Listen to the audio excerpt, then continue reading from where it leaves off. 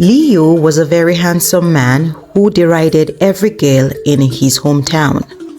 No one was good enough for him. They were either too dark, too fair, too short, or too tall. He had hurt many ladies with this attitude.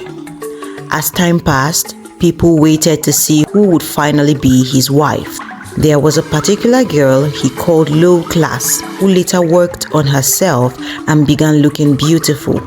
He noticed her, apologized to her, and married her. Her name was Artie. Artie married Leo to carry out her revenge for jilting her the first time and also for all he did to the girls in the village. She was a good wife for the first 6 months. In fact, Leo began shining and gaining weight, and everyone gave credit to Artie for being a good wife. It was 1 year and Artie got pregnant. Leo couldn't be happier. He would brag to his friends that Artie would give him a son. Meanwhile, the villagers always discussed among themselves, saying that Artie was a fool, going back to a man that jilted her and made mockery of her womanhood. Artie knew their thoughts but acted unaware. One night, Artie snuck out of her house to an oak tree where she and the other ladies Leo had hurt gathered secretly, planning on how to hurt him real good. That night, she was to collect a potion from them that would cause Leo to break out with rashes all over his body, making him look ugly. One of the ladies found a way to poison his crops so that he would become poor. They made their plans and Artie collected the potion.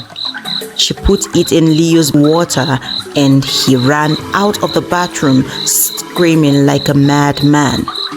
The next day, there were rashes all over his body.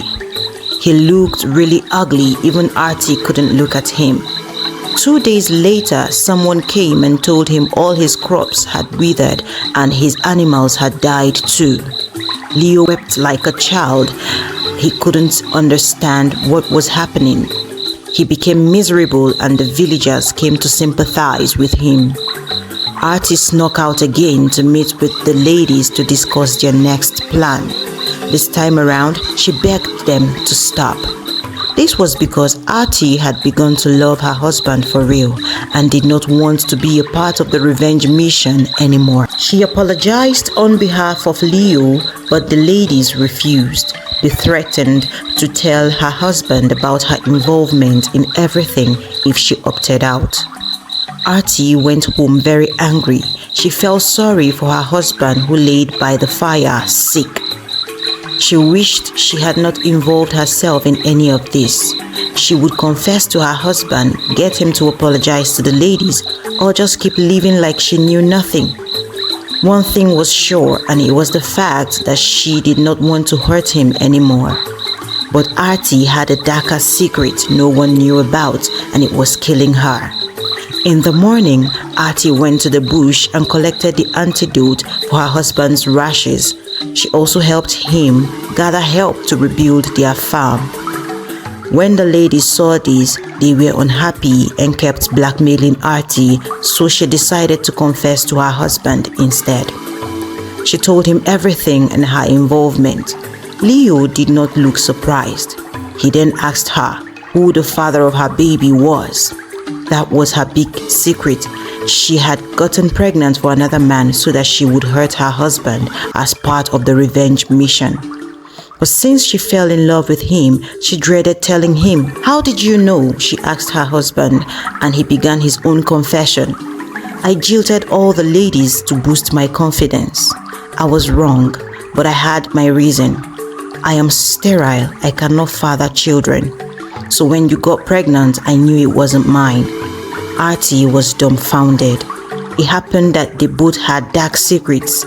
They agreed not to tell anyone else their secrets and move on with their lives. 2 months later, Artie gave birth to a very handsome baby.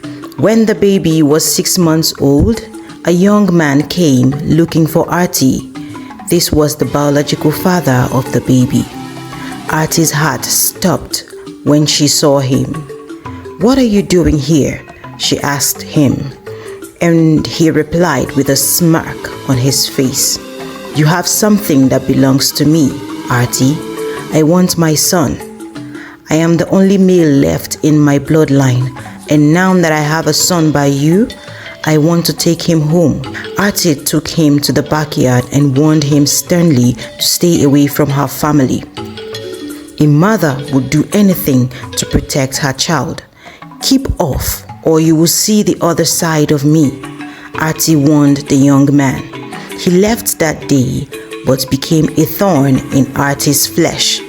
He would harass her any and everywhere and threaten to tell the villagers.